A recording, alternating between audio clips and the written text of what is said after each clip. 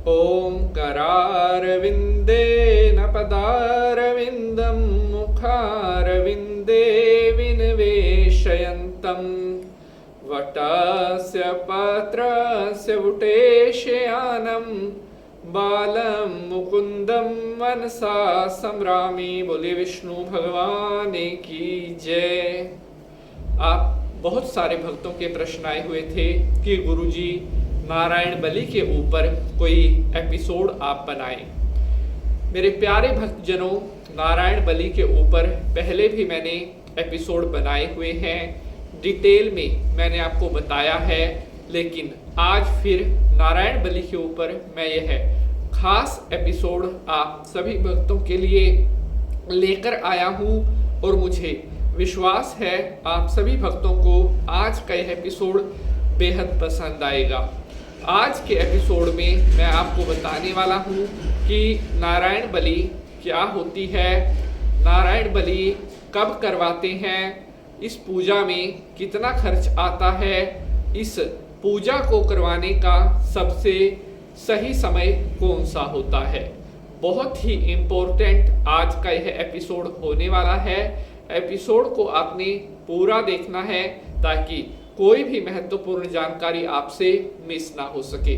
मेरे प्यारे बंधुजनों, आज के एपिसोड को शुरू करने से पहले अगर आप पहली बार पंडित नितिन शास्त्री चैनल पर आए हैं तो चैनल को सब्सक्राइब करने के बाद बेल का निशान जरूर दबा लें, जिससे आपको आने वाले हर एपिसोड का नोटिफिकेशन सबसे पहले मिलता रहे।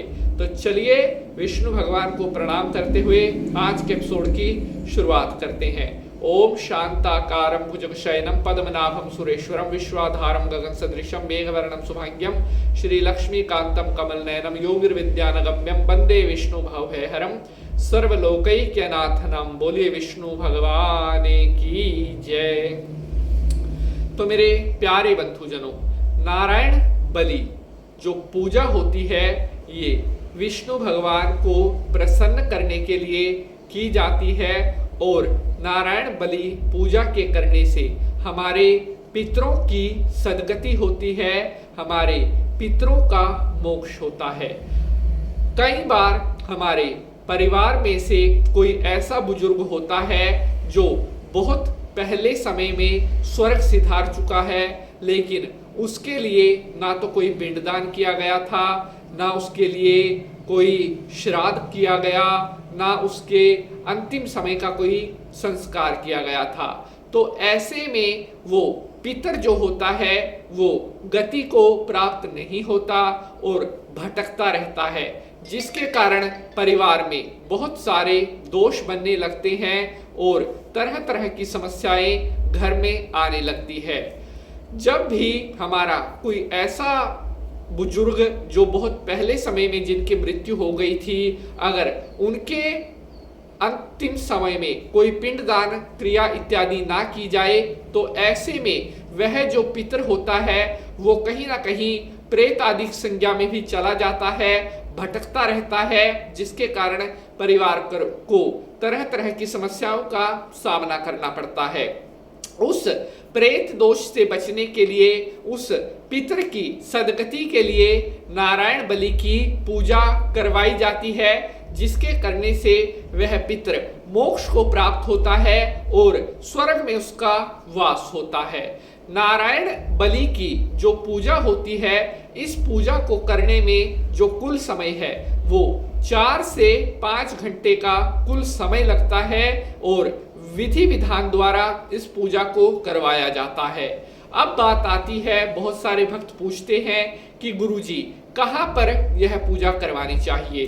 देखिए, हमारे द्वारा अगर आप यह पूजा करवाना चाहते हैं तो हमारे हरियाणा, पंजाब, दिल्ली, गुड़गांव से जो दर्शक हमें देखते हैं, आपको हम बता दें कि हम इस पूजा को हरियाणा में पेहवा एक क्षेत्र पड़ता है जो कि कुरुक्षेत्र जिला में पड़ता है, पेहवा में सरस्वती तीर्थ पर इस पूजा को संपन्न करवाया जाता है और वहां का इतना महत्व है कि वहां पर अगर नारायण बलि कर्म हो गया तो दोबारा उस पितर को कभी भी भटकना नहीं पड़ता, उसकी सदगति होती है, विष्णु भगवान के चरणों में उसका वास होता है।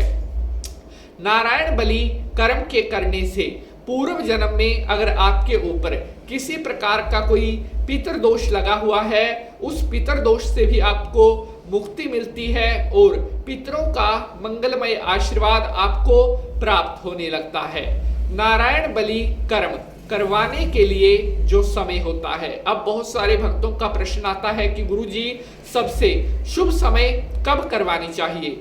नारायण बलि करवाने के लिए कृष्ण पक्ष सबसे उत्तम रहता है और कृष्ण पक्ष में भी अगर आप एकादशी के दिन, अमावस्या के दिन नारायण बलि करवाते हैं तो ये सबसे ज्यादा अच्छी तिथियां मानी जाती हैं। नारायण बलि में विशेष रूप से विष्णु भगवान की पूजा होती है और अगर हमारा कोई ऐसा पितर है जिसको हम जानते हैं, नहीं जानते हैं, उन सभी के लिए वहां पर पिंड दान इत्यादि किया जाता है, उनके निमित्त तर्पण किया जाता है और हवन किया जाता है। इस पूरी पूजा को विधि विधान से करने में लगभग 4 से 5 घंटे का कुल समय लगता है और नारायण बलि करवाने का जो फल है वो तुरंत प्रभाव से आपको प्राप्त होता है और आपके परिवार में जो भी भयंकर पितृदोष का निर्माण हो रहा है, उस